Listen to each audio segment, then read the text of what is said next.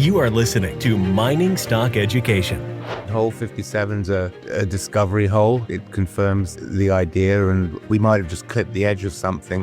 Thanks for tuning in to Mining Stock Education. I'm your host, Bill Powers. And in today's show, you're going to hear from two returning guests. One guest, Zayn, CEO and director of sponsor Scorpio Gold, was on the show 6 weeks ago. Another guest, Leo Hathaway, the executive technical director of Scorpio Gold, was on the show 6 years ago. Leo, you were on when you were in charge of Luminex. You were working with Ross Beatty, and the Luminex Group was a sponsor at the time. You had the successful exit with the Lumina Group, but now you've chosen to work with Scorpio Gold. So let's start there. What was it about Scorpio Gold that you saw that drew your attention and your time to it? Well, we'd sold another Lumina company, Lumina Gold, and I also in Ecuador. And I had some free time, and I actually went down on an investor tour as an investor. And the company had recently consolidated the land position, so Scorpio essentially controlled a 13-kilometer long district in Nevada, about 14 kilometers south of Round Mountain, one of the biggest mines in Nevada. And there were historic workings everywhere along this 10, 13-kilometer trend dating back to the turn of the 19th century. And old head frames and three largish open pits operated at a much lower gold price. So it just seemed to me that when I work for big companies, what you're always looking for a district that hasn't seen any modern exploration to speak of, and with existing resources that can be expanded, plus a whole slew of exploration targets that look really promising that we're just beginning to understand and work our way through. And how long were you a Scorpio shareholder prior to joining the team in a more meaningful way? I think I had a few shares, but I wasn't a meaningful shareholder. To be honest with you, I don't buy too many shares in the market if I haven't been to somewhere. I try to kind of visit before I do that. Just keeps my life simpler. The majority of, I guess, of Leo's investment was probably post that site visit, post that site tour.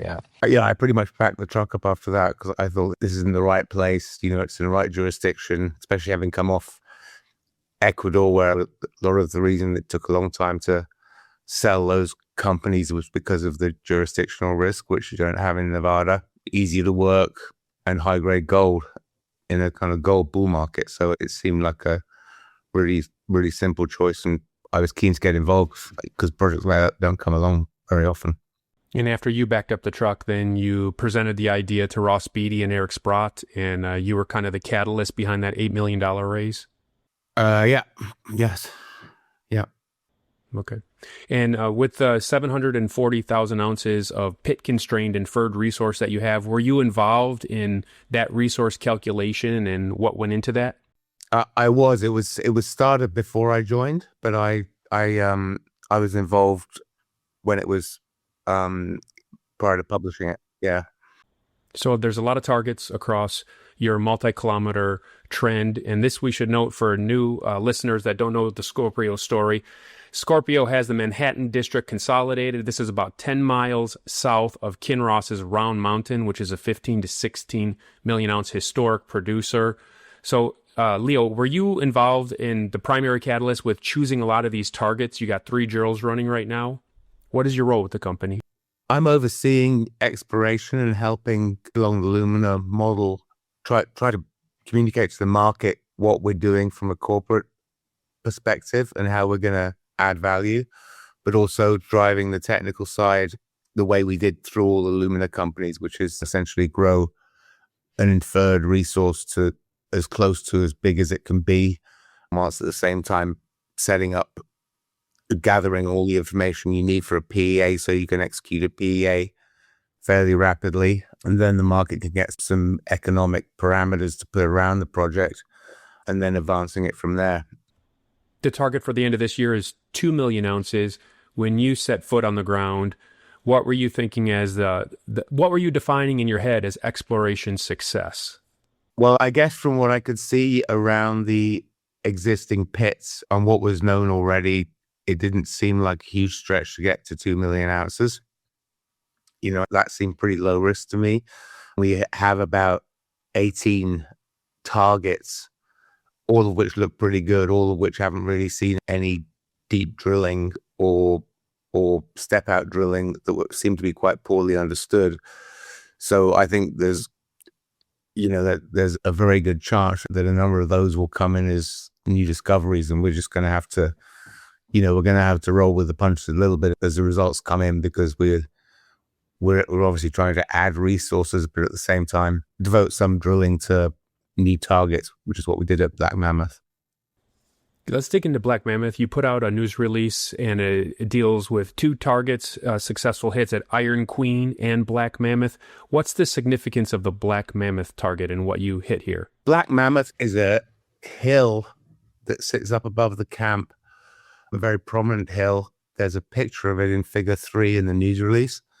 And when you walk up, there's black ridges of jasperoid breccias, presumably after limestone beds. Structurally, it seems to be a different domain to the underlying Cambrian rocks, the Zanzibar, which is what had been mined in the open pits.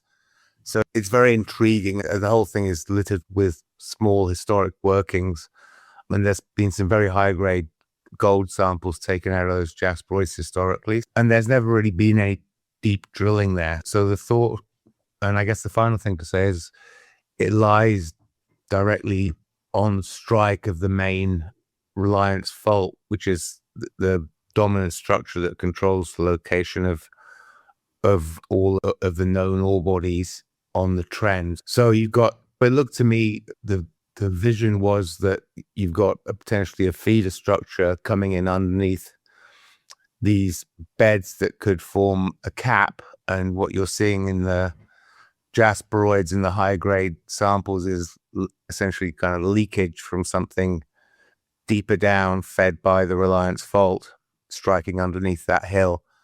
There's lots of examples of that, like Kishaka. That's a nice position to be in, because the fluids tend to pond underneath the cap rock and produce a higher grade ore body or zone of mineralization. That was the case at Hishikari. That was the case at Fruta del Norte in Ecuador. That was the case at Sleeper.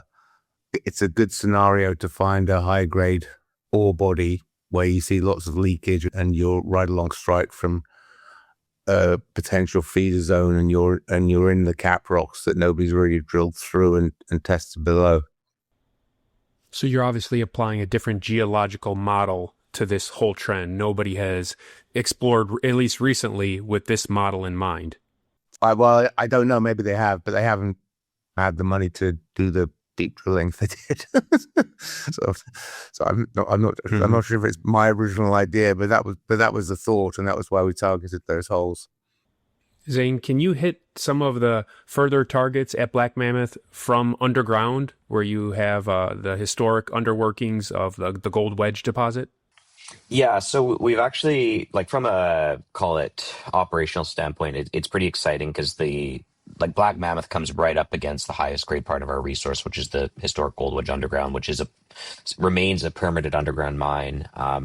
So we do have accessibility to that underground. We're actually currently in the process of modeling holes that target drilling the structure from the underground, which will allow us to do it more efficiently, from a cheaper, more cost-effective basis as well. Beyond that, I guess there's also, as we work to define a resource on the Black Mammoth target, there ultimately could be the upside that, from a development standpoint, there's some benefit to being able to actually drive that existing underground into Black Mammoth from a short-term perspective, all the while you're permitting the larger pits back across on the Manhattan side, which is ultimately building a major pit that would eventually take out the underground. But depending on how the project is ultimately developed, there may be some interesting development scenarios that can be leverage that underground that exists. Mm. Leo, how many holes are you drilling right now further in Black Mammoth that you haven't released yet? We've just started the second one. Third one. So I think we have 3. We have the hole that we put out today, hole 57. And then we have 3 more holes we have 2 holes that are being drilled right now, and then we'll be adding a third. So it's a big focus area for us right now. Yeah. Okay.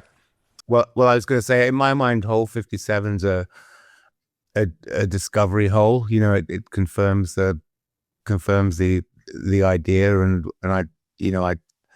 we might have just clipped the edge of something, so we really need to step out and understand which direction it's going in, and step out on the hole on the other side as well, hole 53, and so there's lots to do to understand the morphology of what the mineralization under there is going to look like.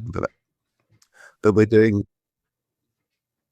kind of systematic 50 meter step outs. Okay, so 50-meter step outs. Hole 57, I should just note, is 43 meters of over 1 gram per ton gold, and you hit that starting at 195 meters downhole. And you also had some other good intercepts on that hole as well, didn't you? Yeah, exactly. And I think, yeah, if you look at figure 2 of the press release, you'll see the 2 additional holes, hole 69 and hole 72, that are being drilled off that same hole, that same pad from the first Black Mammoth hole. And then we have 2 more planned holes off the same pad as 57 that are all drilling that core area. So those are all forthcoming and will be coming in the coming weeks and months. And hole 57 was drilled at minus 45 degrees, so those whole downhole lengths translate to not very far from surface when you consider the angle of the hole.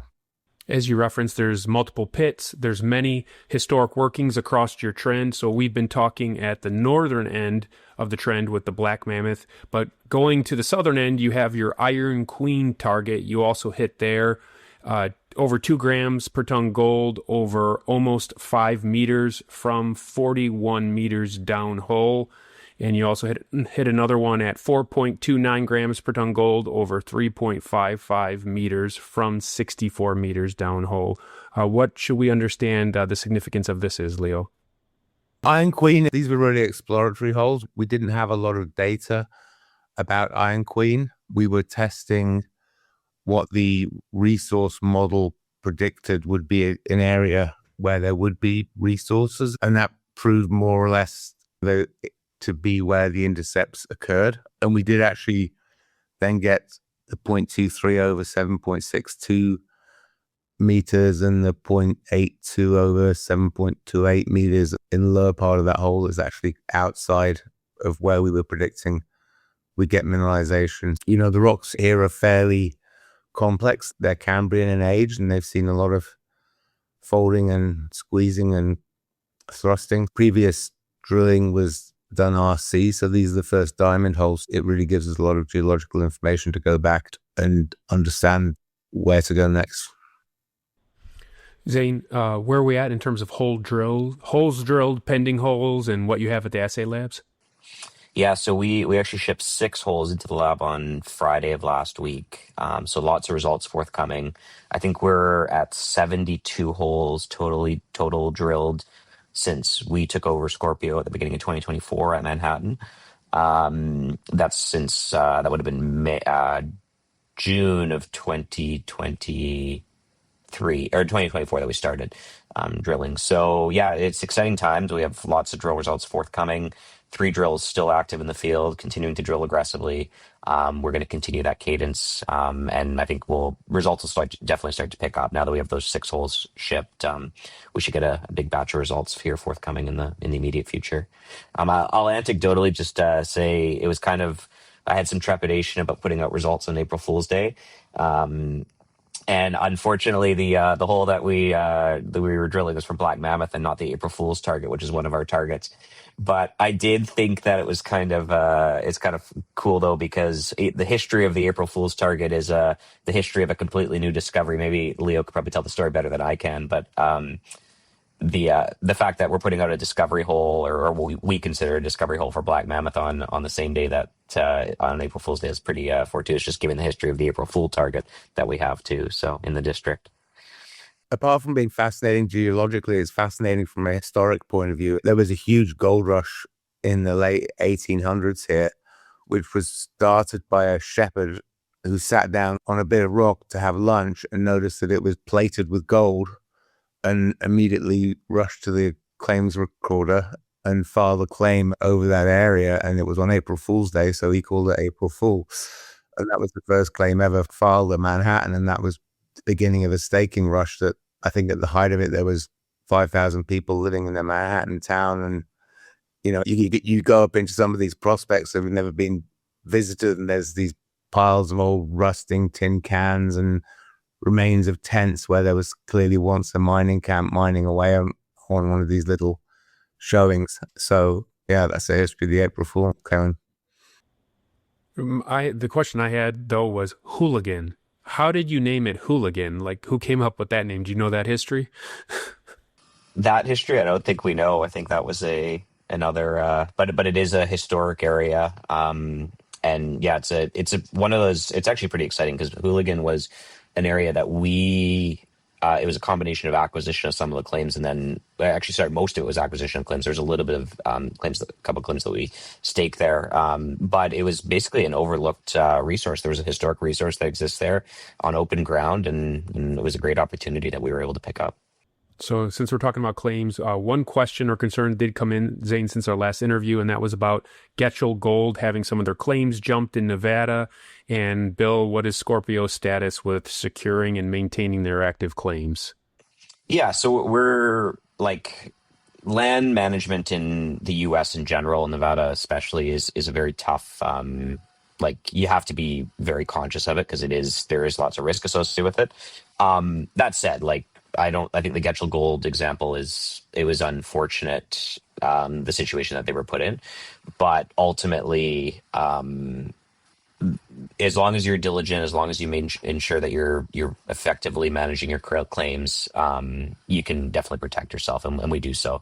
So we're very diligent about the claims that we have. We're in the process of doing a fully updated title opinion that looks at basically everything. We have historic title opinions for the majority of our claims from as recent as 2018. So it's not a huge concern of ours. And I don't think it should be a huge concern for investors. Like you're basically saying you're not going to invest. If you're really concerned about the risks that happen to Getchell, you're basically just saying you're not going to invest in Nevada or the US at all, right? Like every company would be subject to the same risk. And that goes from like the Kinrosses and Nevada gold mines all the way down to a Scorpio. So I don't think it's a huge risk. You just want to ensure that the company that you're investing in or whoever you're backing that knows they're very diligent about their claims. And it's a big thing for us. So Leo, do you have any final thoughts about where the exploration program is going? Within two things, we're adding to the inferred resources around the open pits, and we're dedicating one or two drills to with more exciting. We're ranking all the other targets we have, as we haven't even finished compiling data for some of them. So once the data is compiled, we rank them, and then we'll systematically drill test them. Another one that is really exciting is Keystone Jumbo, and we haven't got over there yet, but long list of exciting targets like Black Mammoth to test. So it's a really question of achieving the dual objective of getting 2 million ounces into an inferred resource and testing some of these targets, which is pretty exciting. And you know, it's hard not to send a drill up there when you put it all together and figure out what you might want to do. Zayn, any concluding thoughts? no, I think Leo put it well. I think we've got an exciting forthcoming couple of months here, with more results, just continuing to drill Black Mammoth, which I think from the day that we set foot on the project was always probably one of the more exciting targets, especially because it hadn't been drilled, and you have all these historic workings on it that just make it a very logical target, even from someone who's not a geologist or less technical. And then ultimately, just continuing to build the resource. I think as long as we can keep our head down, drill aggressively, work towards that 2 million ounce target, and achieve that, I think the market will ultimately realize that even today we remain undervalued at the current share price and market cap. Scorpio Gold is a show sponsor, and the website again is scorpiogold.com. Ticker symbols in Toronto, SGN, and on the OTCQB, SRCRF. Thank you, gentlemen, for the update today. Thanks, Bill. Thanks, Bill. You're welcome.